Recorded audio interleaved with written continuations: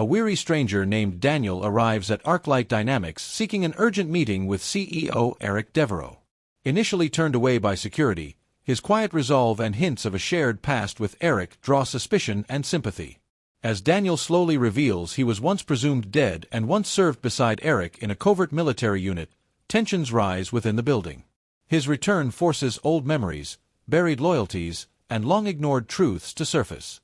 Through atmospheric encounters and emotional reckonings, Daniel's presence pushes Aric toward confronting what he has become, setting the stage for a powerful turning point still unrevealed. Night draped the city in a sheen of glass and neon as the black sedan rolled to a stop outside the towering headquarters of Arclight Dynamics. The building, all steel and mirrored windows, pulsed with late-hour intensity, even though most executives had long gone home. A lone figure stepped from the sedan, shoulders hunched beneath a worn canvas jacket too thin for the cold. His boots were scuffed, his hands ungloved, and his gaze lifted toward the gleaming corporate monolith. Security cameras swept across him with mechanical indifference. He exhaled, bracing himself. The stranger adjusted the strap of a small duffel bag and began walking toward the entrance. Inside the glass vestibule, two security officers stood like statues carved from impatience. Malik, broad-shouldered and sharply pressed, watched the stranger approach with narrowed eyes. Beside him, Torres tapped her badge against her palm, as if anticipating trouble. Late-night arrivals were rare, and unannounced visitors were rarer still. The moment the doors slid open with a hiss, the warm lobby light washed over the stranger's face, lined, weary, familiar in the way ordinary men who have seen too much can seem familiar to anyone. He paused just inside, blinking against the brightness. Malik stepped forward, voice clipped and edged. "Sir, the building is closed. If you have business here, it'll have to wait until morning." The stranger swallowed, eyes darting briefly toward the elevator bank before settling on the officers. "I need to speak with Mr. Deveraux," he said quietly. His voice carried a roughness shaped by sand, wind, and years of unsaid things. Torres lifted her chin, brow arcing. "The CEO," she said, incredulous. "You don't just walk in and ask to see him." The man nodded once, tiredly. "I know. But it's important. Please." Malik's jaw tightened. Something in the stranger's tone, steady yet drenched in unspoken urgency, tugged at him, but protocol was protocol. He crossed his arms. "Name." The man hesitated. "Daniel Cole." The name echoed softly, swallowed by the cavernous lobby. Neither security officer reacted, which seemed to surprise the stranger. He straightened, as if expecting recognition that never came. Torres tapped a few keys on the reception console, scanning internal directories and visitor logs. Nothing. No appointment. No record. No flag. "Mr. Cole," she said, voice cool, "there's no entry for you. And Mr. Deveraux does not take unscheduled meetings, especially not at midnight." Daniel lowered his gaze. His fingers curled and uncurled at his sides, betraying a flicker of something, frustration, maybe grief. "I just need 5 minutes," he whispered. "He'll want to see me." Malik shook his head. "Look, people say that all the time. You can leave a message or come back during business hours." The doors slid open behind Daniel, letting in a gust of winter air that tugged at his jacket. The city hummed beyond the glass, traffic, distant sirens, the restless pulse of nightlife, yet Daniel seemed suspended in place, disconnected from all of it. He drew a slow breath and met Malik's stare with a steadiness that felt at once fragile and unbreakable. "I don't have until morning," he said. "Please. I wouldn't be here otherwise." Torres crossed her arms. "We can't let you wander the building, and we're not waking the CEO because someone insists they're an exception. That's not how this works." Daniel's shoulders sagged, the weight he carried shifting, growing heavier. A flicker of movement passed across Daniel's face, something like regret, or a memory surfacing despite his attempts to bury it. "I served with him," he said finally. "A long time ago." Malik frowned. "Served? Like military?" Daniel nodded. "Yes. Before the company. Before everything changed." The officers exchanged a glance. It wasn't enough.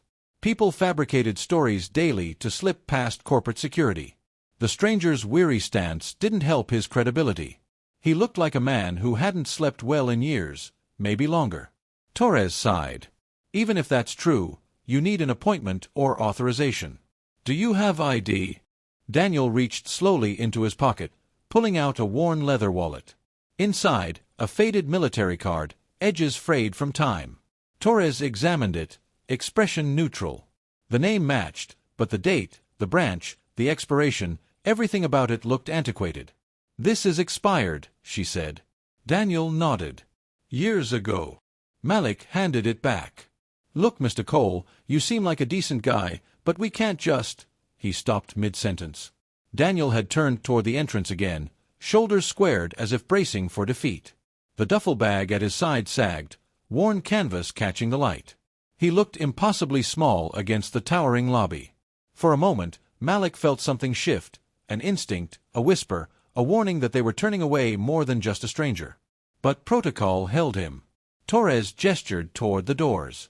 Good night, sir.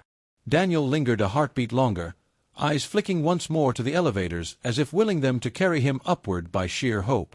Then he nodded, a defeated, quiet acceptance, and stepped back into the night. The doors closed behind him. Malik watched the silhouette fade into shadow, an uneasy chill threading through his chest. Something about the man gnawed at him, a sense that a darker truth lay buried beneath those tired eyes. Torres locked the entrance and turned away without a second thought. But Malik remained still, staring through the glass at the empty street. He didn't know why, but the encounter felt less like an ending and more like the tremor before a storm, one connected to secrets far above their pay grade. Cold wind clung to Daniel as he moved down the empty sidewalk, every step feeling heavier than the last.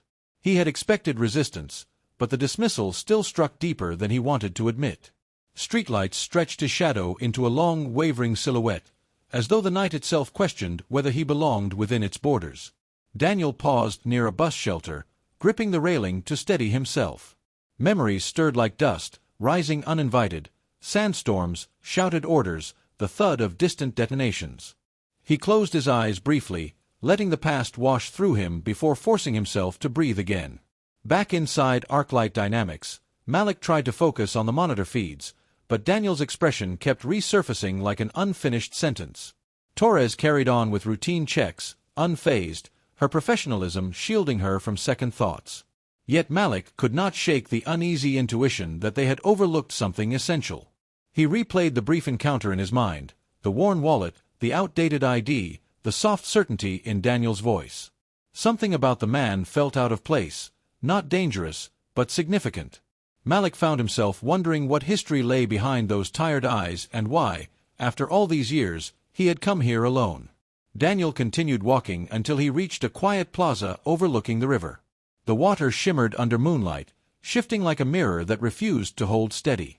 He sat on a bench, resting the duffel at his feet. His hands trembled slightly, not from cold but from the burden of decisions he could no longer postpone. 4 years, he had tried to remain invisible, convinced that disappearing was the only way to keep old promises intact. But tonight, anonymity could no longer serve him. Too much depended on reaching Deveraux. Too many unresolved truths waited beneath the surface, demanding acknowledgement at last. Inside the building, Torres finally noticed Malik's distraction. She leaned against the counter, folding her arms with a sigh. "If you're worried about that guy, don't be," she said. "We get all kinds. Some of them tell stories so convincing they almost believe them." Malik nodded but didn't answer. He wasn't naive. He'd encountered plenty of fabricated tales from people hoping to breach the upper floors. Still, Daniel's demeanor didn't match deception. There had been no desperation, no manipulation, just a quiet urgency. And that haunted Malik, stirring questions he could not yet articulate, questions he sensed held deeper weight. Daniel lifted the duffel onto his lap and unzipped it slowly. Inside lay the reasons he had come, the carefully kept documents, the medals wrapped in cloth, the fragments of a life he had tried to shelve. His fingers brushed the highest commendation, the one he never displayed, the one Deveraux had once told him he earned with impossible courage. He traced the embossed medal, feeling the ghosts that clung to it. This was not about glory. It never had been. It was about truth and a promise made in dust and fire, a promise only he remained to uphold, no matter the cost. Back in the lobby, the elevator chimed as the night shift maintenance crew emerged. Malik greeted them absently, his mind elsewhere. He wondered what Deveraux might say if he knew someone claiming to be an old comrade had been turned away.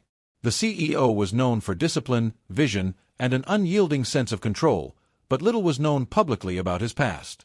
Rumors circulated within the company, whispers of covert missions, a classified service record, but none ever confirmed.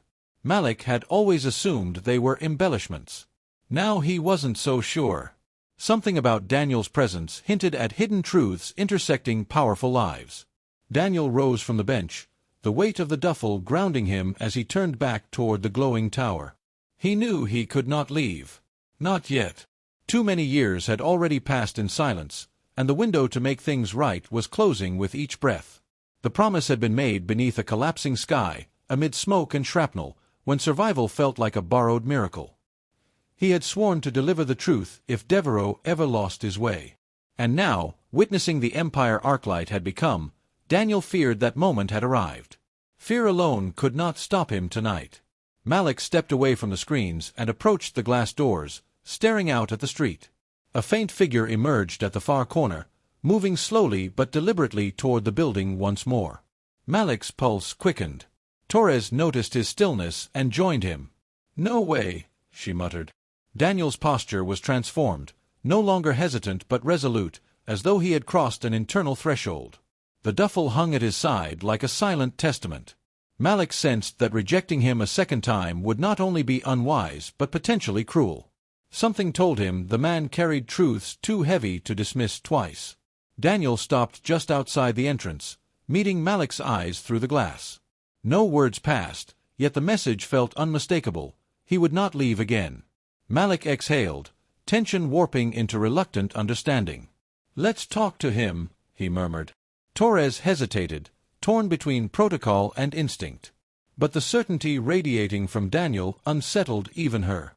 Malik unlocked the door and stepped into the cold, the wind slicing through his uniform. Daniel didn't step forward, he simply waited, shoulders squared. Malik approached slowly, sensing the gravity thickening around them, the quiet weight of a story demanding to finally be told. He stopped an arm's length away, unsure whether to speak first or let the silence stretch. Daniel spared him the uncertainty. "I'm not here to cause trouble," he said softly. "But I can't leave without seeing him." Malik nodded, feeling the truth settle like a steady drumbeat. Torres joined them, her earlier skepticism softened by the raw resolve in Daniel's voice. "If we let you inside," she asked carefully, "what happens next?" Daniel glanced up at the illuminated tower, its glass reflecting fragments of the past. "Then," he whispered, "truth reaches the man who needs it now." Malik led Daniel back into the lobby with a measured calm, though his pulse thudded unevenly beneath his uniform. The glass doors sealed out the cold, replacing it with a tense, humming warmth that seemed to amplify every sound. Torres followed closely, studying Daniel with a caution no longer edged with suspicion but with wary curiosity. The building's night lights cast long reflections across the polished floor, and Daniel paused as though absorbing the change in atmosphere. He tightened his grip on the duffel, aware that this second entrance carried a different weight. Malik gestured toward a quiet seating area near the wall. "Let's start here," he said gently. Daniel lowered himself into a chair, the exhaustion in his bones settling like sediment. For a moment, he simply inhaled, steadying himself. Torres remained standing, arms crossed but her expression softened by something approaching empathy. Malik sat across from Daniel, leaning forward with cautious patience. "If you're asking us to contact the CEO at this hour," he said, "we need to understand why." Daniel nodded, fingers brushing the zipper of the duffel as though debating whether to open it. "You asked earlier who I am," he began slowly. "The truth is simpler than people think. I'm someone he once trusted with his life." His voice held the gravity of old scars, not pride. Torres exchanged a glance with Malik. "If you served with him," she said, "why wouldn't he have mentioned you?" Daniel offered a faint, tired smile. "Because he believed I died." The words hovered like a shockwave. Malik leaned back, stunned. Daniel continued, each sentence deliberate. "There was an operation overseas. A covert rescue under impossible conditions. Things went wrong. Debris, fire, chaos. I was separated from the team, presumed lost before we could regroup." He paused, the memory crackling behind his eyes like static. Deveraux made the call to retreat. It wasn't his fault. He saved the unit. But by the time they realized I might have survived, command had already buried the report. Silence thickened, broken only by the faint hum of ventilation.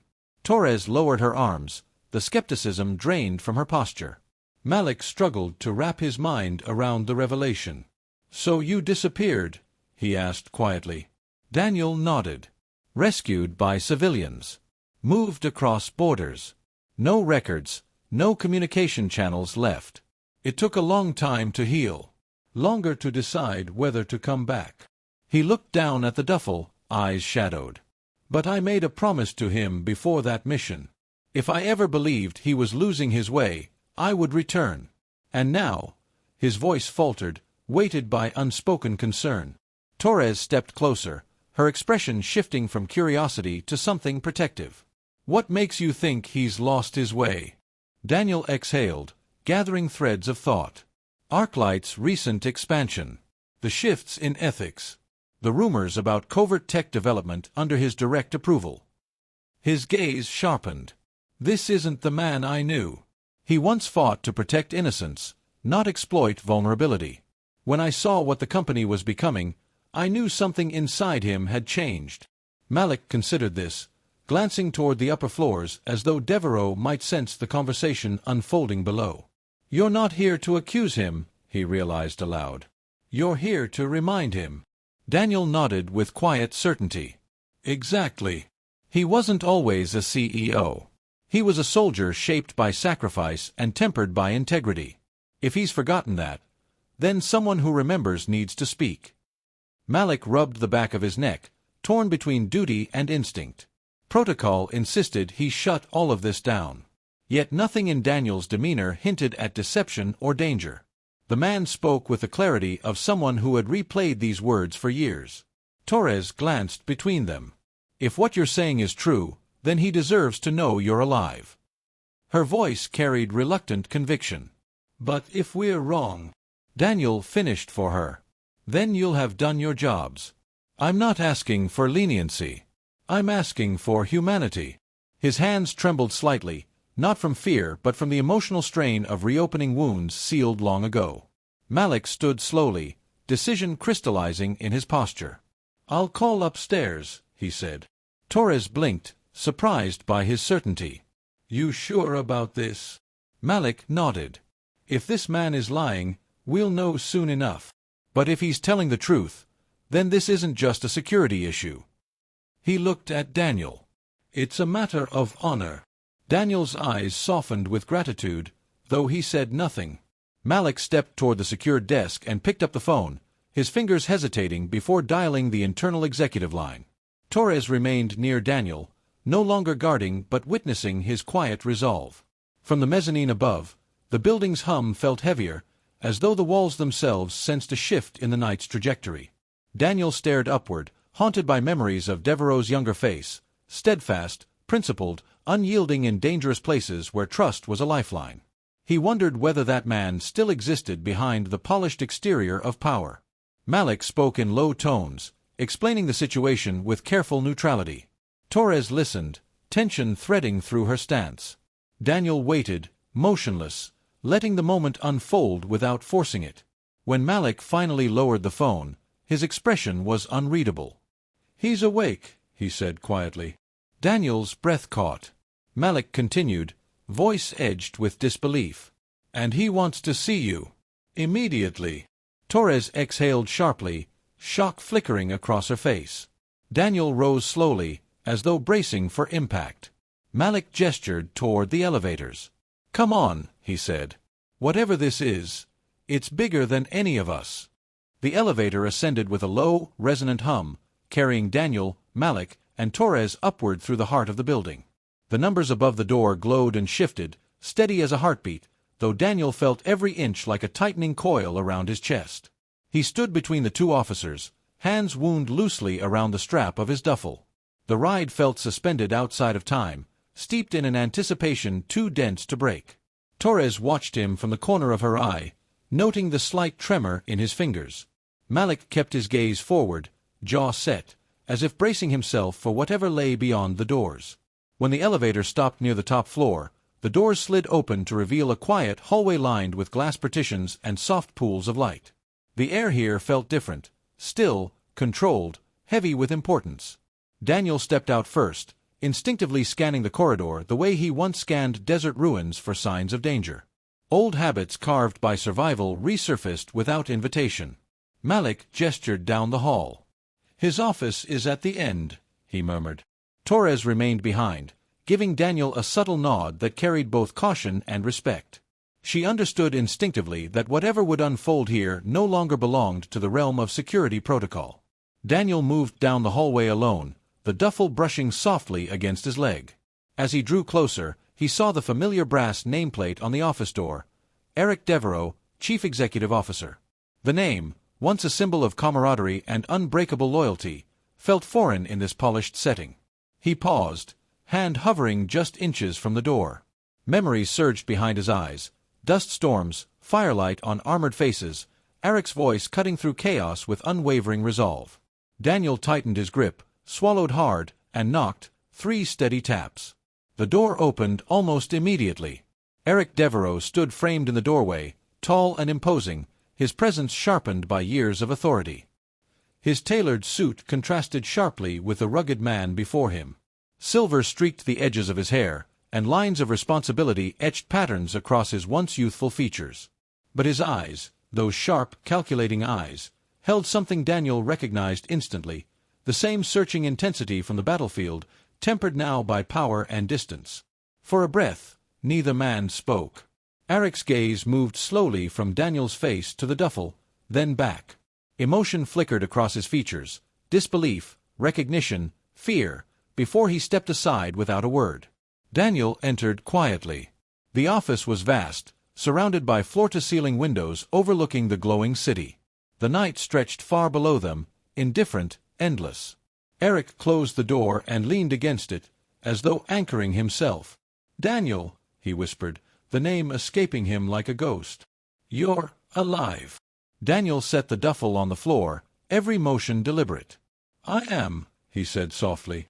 "Though for a long time, I wasn't sure it mattered anymore." Aric moved to his desk, sinking into his chair as though an invisible weight pressed him down. He ran a hand through his hair.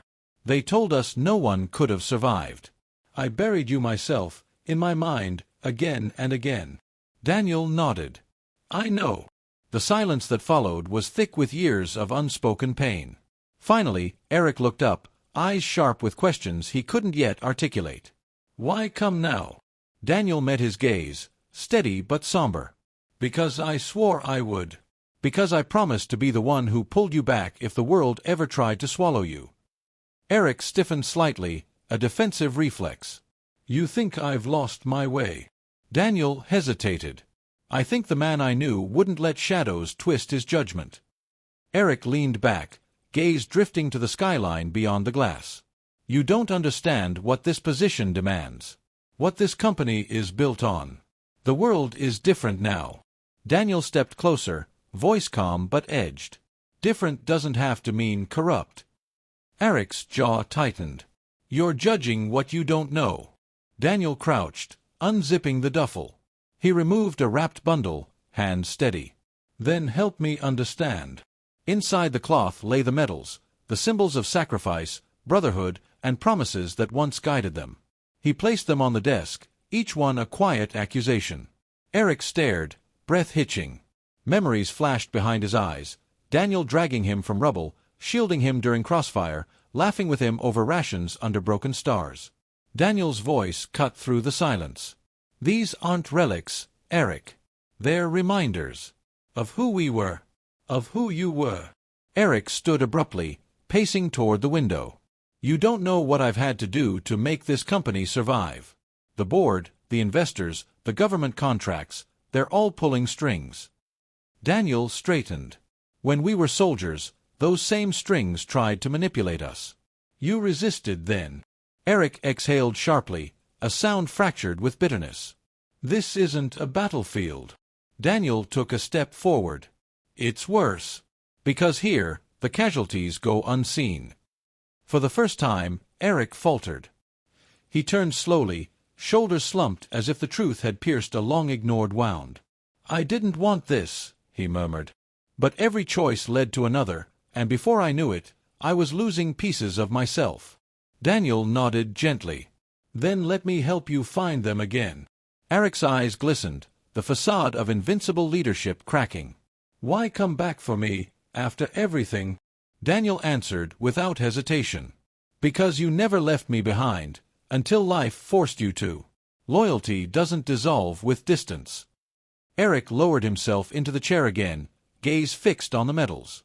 His voice broke. "I thought you were dead." Daniel placed a steady hand on the desk. "I'm here now. And you still have time to make different choices." The room thickened with emotional gravity, stripped of pretense. Aric swallowed hard. "The contracts you've heard rumors about, they're real. And they terrify me." Daniel's expression softened. "Then let's face them. Not as CEO and intruder. As brothers." For the first time that night, Aric nodded. A small, fragile nod, one that signaled the beginning of reckoning, not its end. The city glowed beyond the glass, unknowing, unchanging. But inside that office, something shifted, something long dormant stirring awake. The past had returned not as a ghost, but as a compass pointing toward a horizon still salvageable. And for the first time in years, Aric Deveraux allowed himself to hope that redemption might still be within reach. Dawn seeped into the skyline like a slow confession, its pale gold pushing back the final shadows of night. Aric and Daniel walked through the quiet lobby side by side, each step measured, deliberate, and threaded with a sense of history reclaiming its voice. Malik and Torres trailed a short distance behind, silent witnesses to a transformation unfolding in real time. Outside, the city exhaled as morning traffic began humming along distant streets, unaware of the reckoning brewing inside Arclight's walls. Aric paused by the glass doors, staring out at the horizon with a resolve that had been dormant for years. Daniel remained just behind him, steady, present, an anchor returning to its rightful place. Aric's breath clouded faintly against the chilled morning air as he stepped outside, allowing the cold to sharpen his clarity. He glanced at Daniel, searching his face for assurance he wouldn't find anywhere else. "You know they won't accept this quietly," Aric murmured. Daniel nodded, his voice calm. "Truth rarely enters without disruption." They walked toward the courtyard, where early commuters crossed paths with delivery drivers and building staff. Aric inhaled deeply, letting the morning settle into him. "I've built a fortress around myself," he said quietly. "Somewhere along the way, I stopped recognizing the walls." Daniel glanced skyward. "Then today is about opening the gates." Inside the building, Malik and Torres returned to their stations, exchanging quiet reflections about the night's events. Torres leaned against the counter, her expression softer than it had been hours earlier. "You think he can really turn that place around?" she asked. Malik stared thoughtfully at the elevator doors that had carried Aric downward. "I think he finally believes he has to." He tapped a key on the console, pulling up the executive floor's security status. "And I think Daniel's return was the reminder he needed." Torres nodded. "Heroes don't always show up in uniforms." Malik offered a faint smile. "Sometimes they carry duffel bags and haunted eyes." Aric and Daniel stopped near the fountain in the courtyard, its water drifting upward in quiet arcs that caught the morning light. Aric rubbed his hands together, feeling the gravity of the day ahead. He imagined the board members gathering, each armed with expectations, agendas, and rehearsed expressions of concern. "I used to see the board as allies," he admitted. "But somewhere along the line, they became gatekeepers of something I never intended to create." Daniel studied him. "Power changes people, but it doesn't have to own them." Aric met his gaze. "And you really think I can climb my way back to who I was?" Daniel's answer was immediate. "You don't climb back. You rebuild." They began walking toward the main entrance again, the sound of their footsteps steadying Aric's pulse. "When the meeting begins," Daniel said, "lead with truth. Don't try to negotiate it." Aric nodded, though unease rippled through him.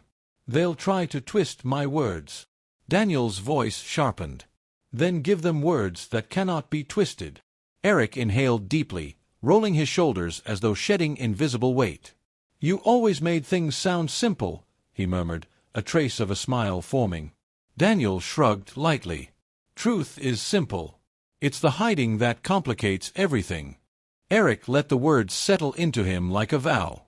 As they re-entered the lobby, employees began arriving, their conversations quieting as they noticed the unfamiliar presence walking beside their CEO. Some recognized the medals peeking from Daniel's duffel, others simply sensed the tension in the air. Aric greeted each nod with a measured calm that felt newly earned. "They'll talk," he whispered. Daniel replied, "Let them. Narratives have power, but honesty endures longer." Aric approached the elevator bank, swiping his access card. The doors opened with a soft chime, as though acknowledging a shift in its passengers' purpose. "This is where everything might fall apart," Aric said.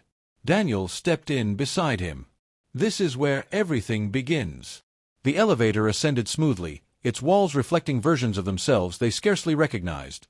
Aric, the powerful but fractured leader; Daniel, the survivor who carried both past wounds and future clarity. When the doors opened onto the executive floor, a small group of assistants startled at the sight of both men stepping forward. Aric lifted a hand. "Prepare the boardroom." The assistants scattered without question, sensing the urgency in his tone. Daniel walked at his side, absorbing the crisp air of the floor, the polished surfaces that had witnessed decisions shaped by ambition rather than conscience.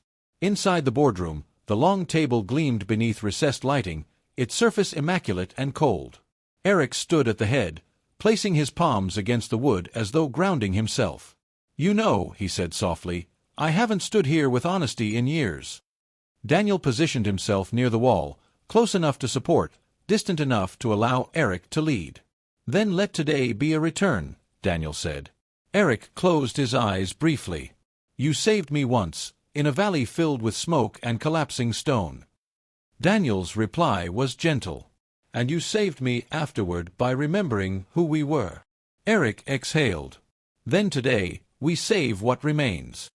The board members filed in, their expressions shifting from confusion to suspicion as they noticed Daniel. Aric raised a hand before any could speak. "Thank you all for arriving on short notice." He waited for the room to settle into a tense silence. "There are matters we must address immediately. Matters regarding the direction of this company, its ethics, and my own responsibility in the shadows that have spread beneath us." Whispered reactions flickered around the table. Aric continued, voice steady. "No more secrets. No more compromises. Today, I'm choosing transparency over power." One board member leaned forward sharply. "Aric, what's the meaning of this?" Aric met his gaze with quiet steel. "It means we correct the course before this company destroys what little integrity remains." Another member pointed toward Daniel. "And who is he?" Aric glanced at Daniel with a subtle grounding nod. "He is a reminder of who I once was, and who I refuse to forget." Daniel stepped forward slightly but remained silent, his presence a testament rather than a threat. Aric's voice deepened. "This company was founded on protecting people. Somewhere along the way, we betrayed that purpose." Silence rippled across the table like a tightening net, but within its tension lived possibility.